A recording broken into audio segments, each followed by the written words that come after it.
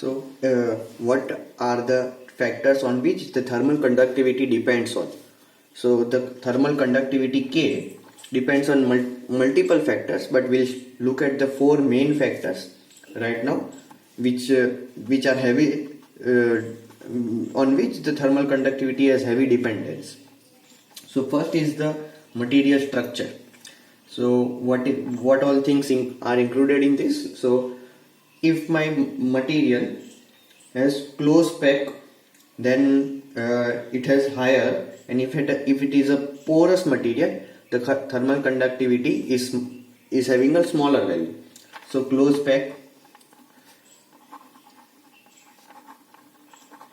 high K, porous material, low K.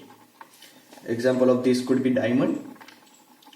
So diamond has a very high thermal conductivity value of 2300 watts per meter Kelvin. Then let's come to moisture content. Moisture means H2O content or water. So if for a material which is dampened, that means it has a higher moisture content, will have a higher conductivity than which is dry.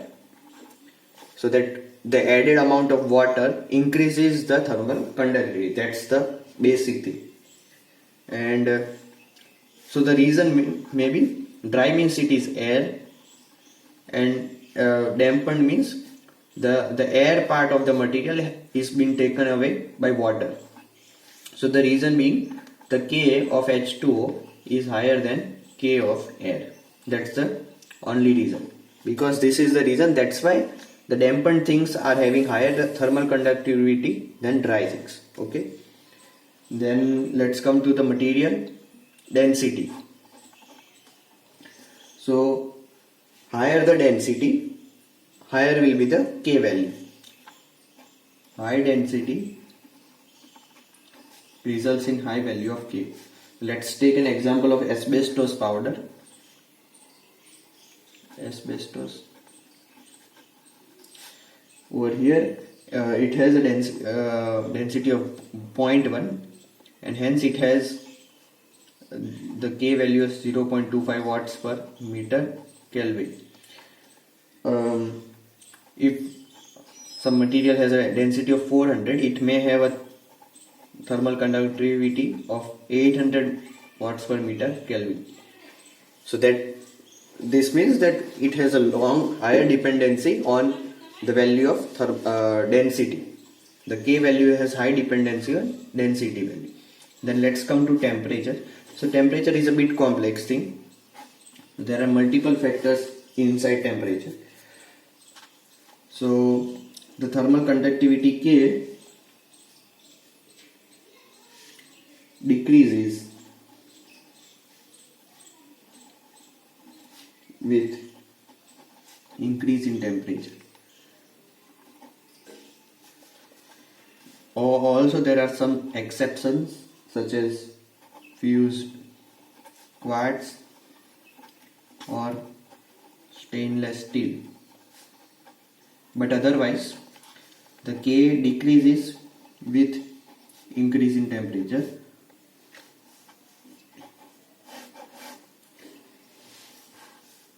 This is for metals. Then also there are exceptions of with aluminium also, uranium, etc. And for liquids, the K decreases with increase in temperature, because there are different reasons. For metals the reason is different, for liquids the reason is different, but the observation are same. This is because the mean free path lambda increases with increase in temperature. This is the reason over here. In case of no free electrons.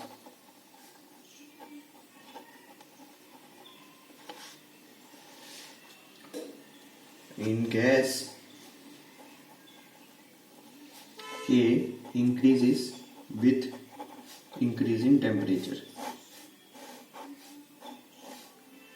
This is because speed of molecules which are transferring heat increases with temperature increase, right?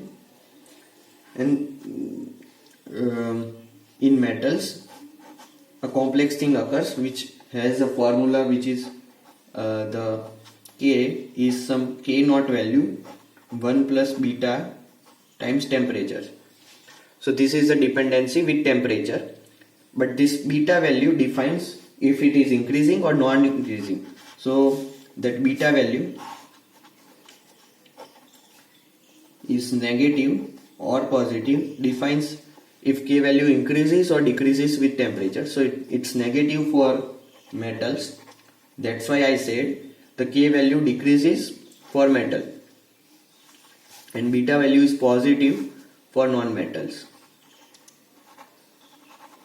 So beta value is positive, that means the K value will increase as the temperature increases. That's the thing. Now let's look at some other reason, that is fifth, the state of matter, that means solid, liquid, gas. So for solids generally the K value is higher than liquid, and then liquid's K value is higher than gas. Then we can look at some more factor, or it depends on the thickness of transport medium.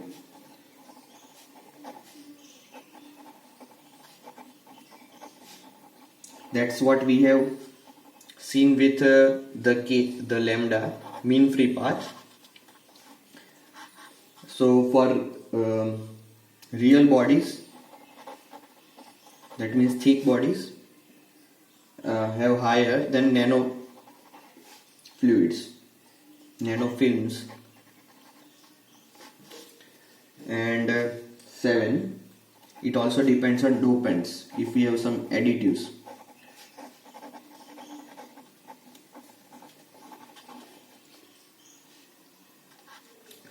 So these are the factors on which the K value depends on. Thermal conductivity depends on material structure, moisture content, density of material, temperature, states of matter, and then the medium in which it is moving, or in which we are calculating. That's all. Thank you.